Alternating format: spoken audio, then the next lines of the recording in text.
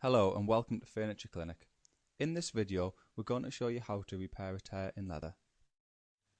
Using the techniques in this video, it's possible to make a completely invisible repair to small holes and tears. As you can see, there is a 2 cm tear in this cushion. The first stage to repairing this is to secure a sub-patch behind the tear. This holds the two sides of the tear together securely. It gives something for the filler to adhere to. Cut out a section of the sub-patch large enough to cover the hole with an additional 1 cm border around all sides. Using the tweezers provided in the repair kit, carefully manoeuvre the patch behind the tear. Once you have the first corner of the patch in place, apply pressure with your finger to prevent this from slipping while you position the rest of the patch. It's important to take your time with this stage to ensure the patch is placed correctly, as this is what holds the tear together. If you're finding it difficult to secure the patch, you could place a pin through the centre of the patch into the foam behind the leather. This will hold the patch steady while you tuck the corners behind the leather.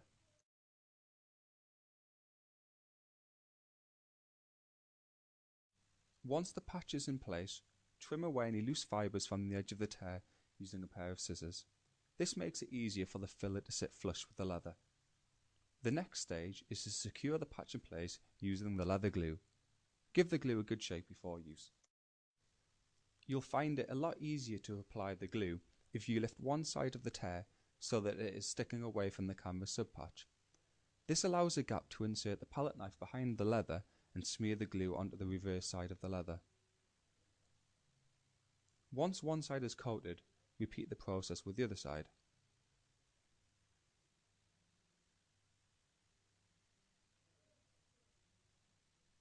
Once the glue has been applied, heat the area with a hairdryer for about 5 minutes to help the glue cure faster, or leave it to dry naturally for about 20 minutes. The area can be filled with a heavy filler within 15 minutes, but it takes 24 hours for it to be at its strongest. If there is a hole, the next step is to fill the remaining gap using the heavy filler. Using the palette knife, spread a small amount of filler over the gap that's remaining in all directions. Give the palette knife a quick clean, and using the clean edge, remove any excess filler from either side of the tear. Just the same as the leather glue, you can reduce the drying time of the filler by heating it with a hairdryer. This will reduce the drying time to just a few minutes. Once the first coat of filler is dry, apply a second coat, taking care to tidy up any excess filler from around the edges. Once dry, the filler needs to be coloured to blend in with the leather perfectly. To do this, we'll use a leather touch-up kit. The touch-up kits are available in various shades to match the different colours of leather.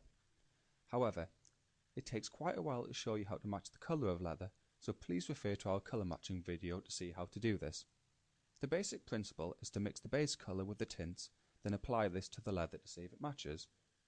If it doesn't match, simply tint it some more and keep repeating this process until it matches the leather exactly. Once you have a good match, you can then apply it to the repair. To do this, apply a small amount of colour onto a sponge and gently dab this onto the repair. Just like the other products, the colour will dry within a few minutes if you warm it up with a hairdryer. It may be necessary at this stage to add another coat of heavy filler in order to bring the repair flush with the surrounding leather. Remember, remove any excess filler from around the repair. Once the final coat of filler is dry, continue applying the colour until you can no longer see the repair. Once you're happy with the colour, dab a couple of coats of leather finish on in order to seal the colour in and achieve the correct level of shine to match the leather. Once again, you can use a hairdryer to reduce the drying time of the finish, and so this should only take a couple of minutes per coat. As you can see, the tear has completely been repaired and is no longer noticeable.